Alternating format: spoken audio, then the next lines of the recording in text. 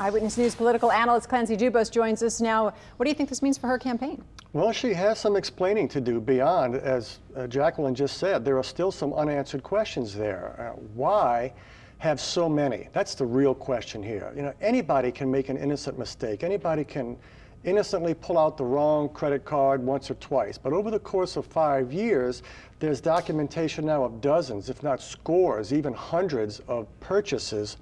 That's not an accident. That looks more like either not just paying attention, which is disturbing enough politically, or a pattern of just ignoring the rules, because while it's good to reimburse, you're not supposed to make the purchase to begin with. And in terms of political fallout, that's up to the voters, and it's going to be an issue that's not going to go away tonight or tomorrow night.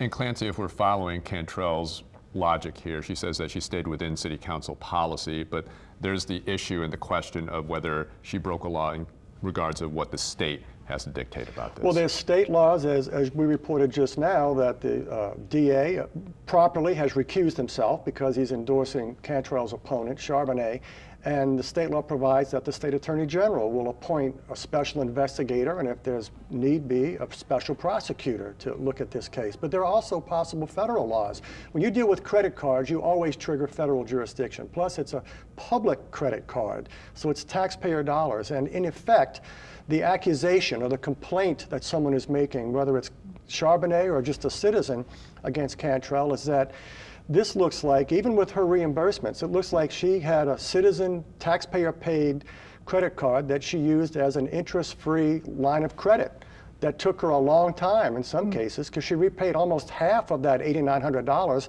right after she qualified for mayor. It didn't seem as though she thought she had done anything wrong from what we just heard her say. Right. I operated within the parameters of the rules. Do you think this was limited to her, or is it part of a broader culture that we don't know about? That's another unanswered question. And it's fair to ask, and it's fair to look at what all 7 city council members have done. If they've all done this, that doesn't excuse it, because if it violates the law, then all 7 of them, or whoever might have violated the law, should be looked at and prosecuted. But that fact is yet to be placed into evidence, as the lawyers say. All right, thank you, Clancy.